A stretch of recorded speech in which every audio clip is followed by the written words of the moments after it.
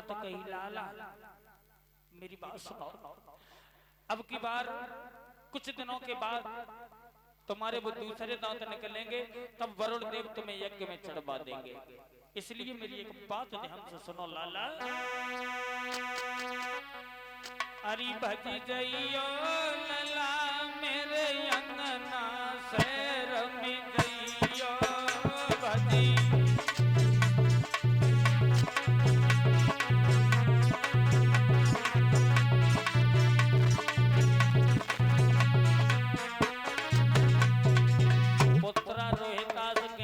मैया मैं आंगन से चला जाऊं, कहां चला जाऊं?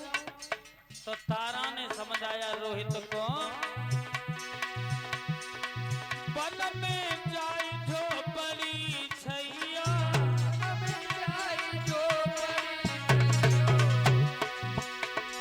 लिख लिख चिट्ठिया हमें पठबैया,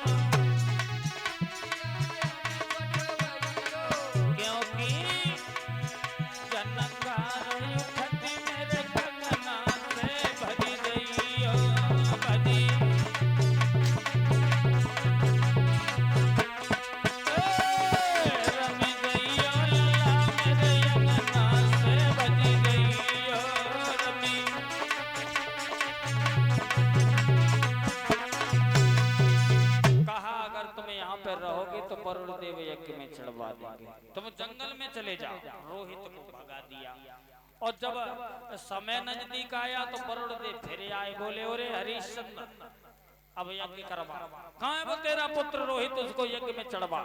हरिश्चंद्र बोले महाराज अब तो हमारा पुत्र ही नहीं है, मालूम नहीं कहाँ चला गया, अब हम यज्ञ में कहाँ से चढ़वाएं? झूठ बोले गए। वरुण देव कहने लगे, अरे राजा तेरा जितना झूठा मैंने कोई नहीं देखा, बार बार हमको लौटाता रहा, दिलासा देता रहा और अंत में तूने कह दिया पुत्र ही नहीं है। आजा हमसे युद्ध कर ले, अगर तू युद्ध जीत जाए तो मैं यज्ञ नहीं करवाऊंगा, जीत गया तो यज्ञ तुझे करना पड़ेगा, उस रोहित को यज्ञ में चढ़ाना पड़ेगा। उसी समय राजा हरिश्चंद्र और वरुण देव में लड़ाई होने लगी। हरि वरुण देव और हरिश्चंद्र में डट के भई लड़ाई,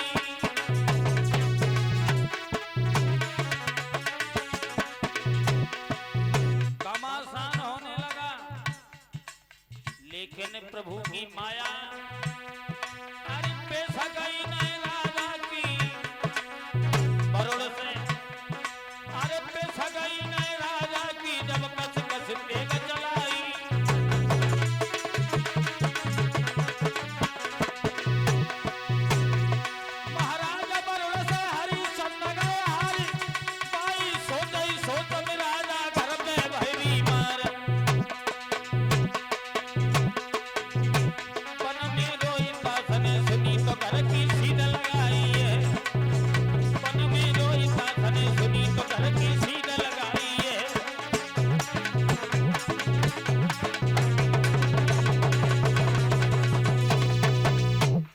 हरिश्चंद्र हारे गए, घर पे बीमार हो गए। जब रोहित को मालूम पड़ी कि पिताजी घर पे बीमार हैं, तो जंगल से घर पे चले हैं।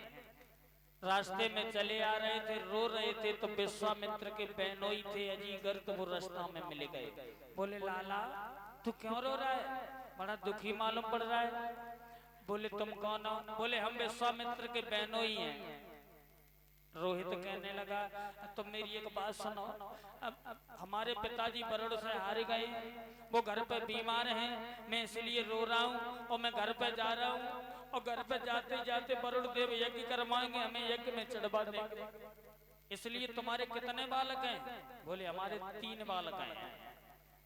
रोहित कहने लगा तो एक बालक हमको दे दो, उसके बदले में हम तुम्हें 100 गाय देंगे।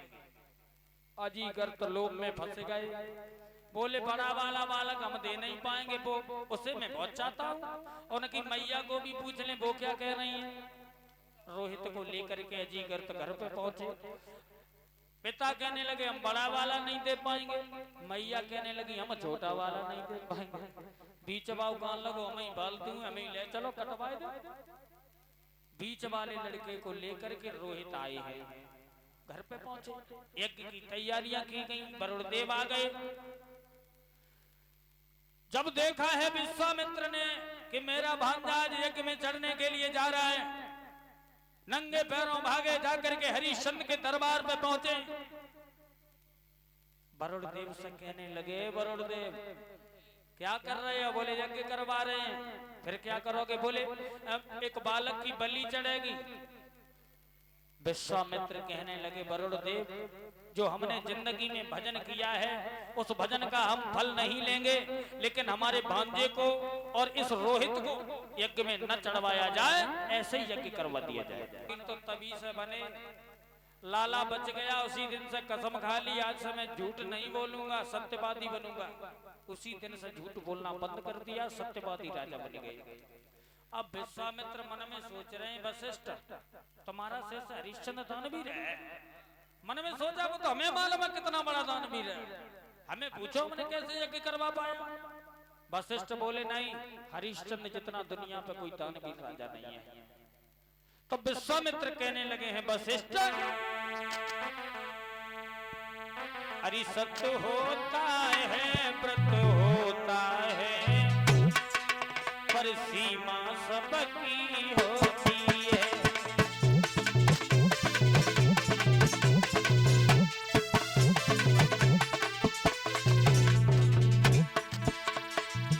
सत्य होता है, व्रत होता है, पर सीमा सबकी होती है। सावन भादों के दिन पाए के सरिता भी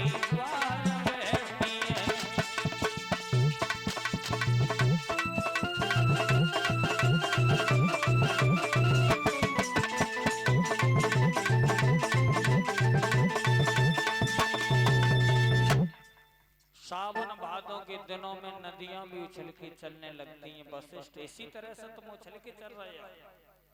सोना क्या खूब चमकता है, जब तल के दिखाओ आँच नहीं।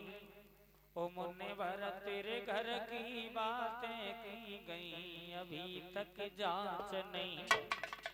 अगर तुम्हारा शिष्य बहुत बड़ा दानवीर है तो हम जाकर के उसकी परीक्षा लेंगे। विश्वामित्र तो जानते थे परीक्षा लेंगे, परीक्षा में फेल कर देंगे, क्योंकि हरिश्चंद्र बहुत बड़ा झूठा है। वो वशिष्ठ को विश्वास था कि हरिश्चंद्र बड़ा सत्यवादी राजा है, वो परीक्षा में फेल नहीं होगा। कह दिया जाओ, क्यों चिल्ला रहे हो, क्यों रो रहे हो, जाकर के परीक्षा ले लो। देर नहीं की, विश्वामित्र ने क्या ढोंग रचाया। हरि पलकीन करिए अबार, रूप सुखर कोरे धरिया।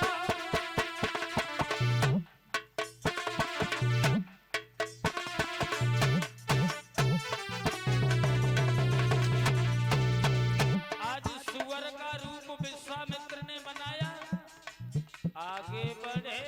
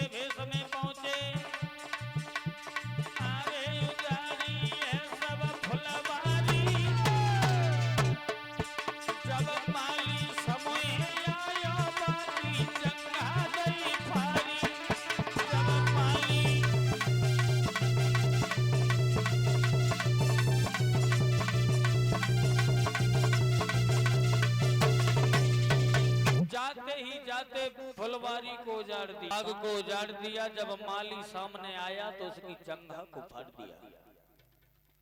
माली रोता पीटता हुआ हरिश्चंद्र के दरबार में पहुंचा, आवाज लगाने लगा, को समय दुख न देना गाऊ करे, दुख मत दियो गाऊ को। कोई दुश्मन आए जाए घर बैठना दीजो बाऊ को।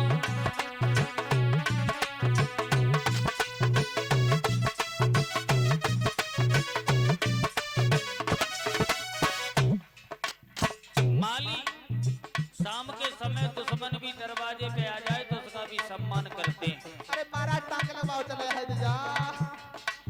अरे लौट तुम बगिया लो जाइयो रे, लौट तुम बगिया लो जाइयो। अरे चौथर पागिर भाई बाग सुखर देख रहियो रे, सवेरे हम आवेंगे। अरे सेना यही सजाई आई सुखर को मारेंगे।